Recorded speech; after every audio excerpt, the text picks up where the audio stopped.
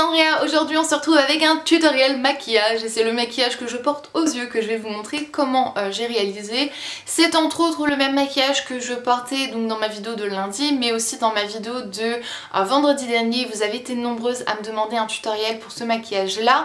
Je ne me souviens plus exactement quelle teinte et quel fard à paupières et quelle palette j'avais utilisé pour le faire, donc je l'ai reproduit avec la Chocolate Bar, mais ça pourrait être fait avec n'importe quelle teinte et n'importe quelle autre palette, que ce soit dans les tons un peu plus dorés, marron, taupe, violine ou bordeaux ou je ne sais quoi, comme vous voulez. Moi j'ai utilisé cette palette-ci, mais honnêtement ça pourrait être reproduit avec d'autres teintes et une autre palette, pas besoin de ça pour faire ce maquillage. C'était marrant parce que c'est quelque chose d'assez simple en fait, un petit peu de maquillage comme ça sur mes yeux et un trait de liner, mais vous avez été nombreuses à me demander un tutoriel et moi je ne peux jamais vous résister, donc voilà, le voici, le voilà. Continuez à regarder si vous voulez savoir comment j'ai réalisé ce make-up. En vidéo j'avais déjà appliqué mon primer, donc du coup je vais passer directement avec ce mélange de ces deux couleurs. Donc c'est un doré et un champagne que je mélange ensemble pour avoir une couleur plutôt neutre. Je l'applique partout sur ma paupière, dans le coin interne et aussi sous mes cils inférieurs. Ensuite avec un gros pinceau creux de paupière je vais prendre cette couleur marronnée et je vais l'appliquer dans le coin extérieur de ma paupière mais aussi légèrement dans le creux de paupière sans aller trop loin vers le coin intérieur. Donc vraiment focaliser les couleurs vers le coin extérieur tout simplement. Donc je floute bien le tout pour être sûre d'avoir un joli smoky.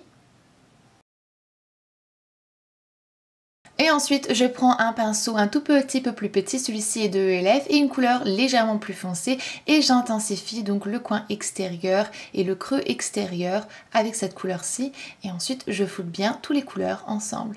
Finalement je prends cette couleur beige que j'applique sous mon sourcil pour bien flouter et être sûre d'avoir une jolie couleur lumineuse sous mon sourcil. On courbe nos cils maintenant puisque après avec l'eyeliner ça va être un peu plus délicat et pour ne pas l'abîmer je le fais maintenant. Et ensuite je vais mettre donc du crayon noir dans ma muqueuse supérieure et c'est le crayon 24/7 Perversion de Urban Decay, j'ai envie de dire comme d'habitude.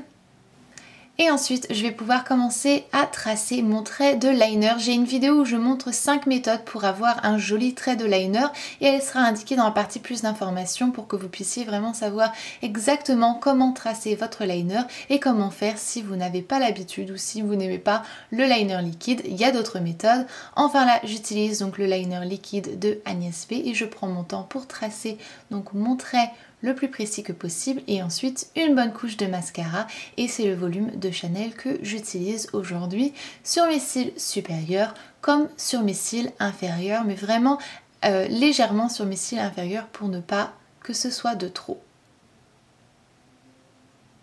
Et voilà le résultat. Donc voilà, j'espère que ce tutoriel vous a plu et n'hésitez pas à reproduire ce maquillage et à me taguer sur Instagram si vous avez Instagram et je serai vraiment très heureuse d'aller voir vos petites photos. Dites-moi aussi si vous avez envie de voir plus de maquillage pour l'automne, j'en ai pas mal que j'aime beaucoup faire pendant l'automne, donc voilà, mettez un petit j'aime et je saurai que c'est quelque chose qui vous intéresse. Enfin voilà, moi je vais vous laisser, je vous fais de gros bisous, je vous dis à vendredi et jusque là, comme d'hab, prenez grand soin de vous-même. Bye!